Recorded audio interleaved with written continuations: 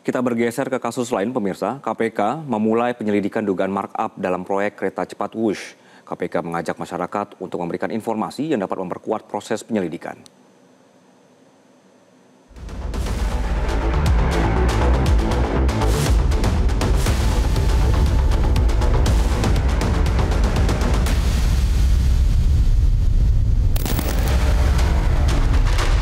Berbagai pihak mulai menyuarakan kejanggalan di balik proyek kereta cepat Indonesia-China KCC atau Wush.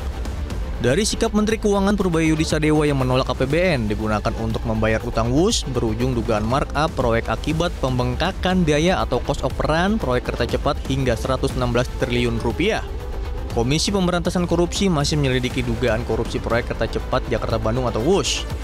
Juru bicara KPK enggan merinci data yang dibutuhkan untuk menaikkan kasus dugaan korupsi Wush ke tahap penyidikan. Semua informasi dan termasuk warga akan ditelaah penyidik KPK untuk mempertajam penyelidikan. Jadi kami sangat terbuka jika ada masyarakat yang memiliki informasi dan data. Tentu itu akan menjadi pengayaan terhadap proses investigasi yang sedang kami lakukan. Dalam waktu dekat ini akan manggil pihak-pihak KCIC-nya nggak, Mas? Atau udah? Terkait dengan pihak-pihak yang nanti akan diminta keterangan, tentu karena ini masih di tahap penyelidikan, kami belum bisa menyampaikan secara detail pihak-pihak tersebut. Namun kami pastikan bahwa dalam tahapan penyelidikan ini, tentu tim juga melakukan permintaan keterangan-keterangan pada para pihak yang diduga mengetahui konstruksi perkara ini. Mantan Presiden Joko Widodo menegaskan proyek kereta cepat Indonesia-China KCC atau Wush bukan untuk mencari laba, namun untuk investasi sosial. Jokowi meminta masyarakat memahami terlebih dahulu akar permasalahan kemacetan parah di Jakarta dan Bandung yang mengakibatkan negara rugi puluhan hingga ratusan triliun rupiah.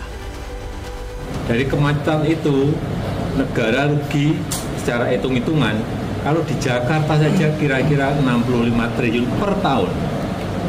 Kalau Jabodetabek plus Bandung kira-kira sudah di atas 100 triliun per tahun. Nah, untuk mengatasi itu, kemudian direncanakan dibangun yang namanya MRT, LRT, kereta cepat, dan sebelumnya lagi KRL, ada juga kereta bandara. Peneliti Pukat UGM, Zainur Rohman menyoroti sejak dimulainya proyek kereta cepat Jakarta-Bandung.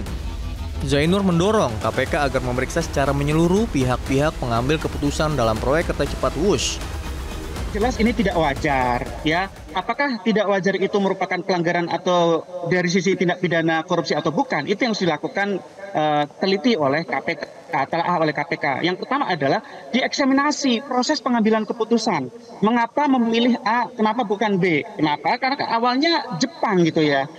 Awalnya adalah G2G dari pemerintah Jepang kepada pemerintah Indonesia. Kemudian dialihkan ke Cina gitu ya, kemudian dibentuklah KCIC ini. Nah, eksaminasi pengambilan keputusan itu perlu dilakukan untuk menilai apakah pengambilan keputusan itu dilakukan dengan menggunakan prinsip-prinsip penyelenggaraan pemerintahan yang baik. Di sisi lain, KPK ternyata sudah menyelidiki dugaan korupsi di proyek kereta cepat Indonesia-China KCC atau Wush sejak awal tahun 2025 lalu. Bahkan, Ketua Dewan Ekonomi Nasional Luhut Binsar Panjaitan mengakui secara terbuka bahwa proyek kereta cepat Jakarta-Bandung sudah busuk sejak awal perencanaan. Tim Liputan, Metro TV.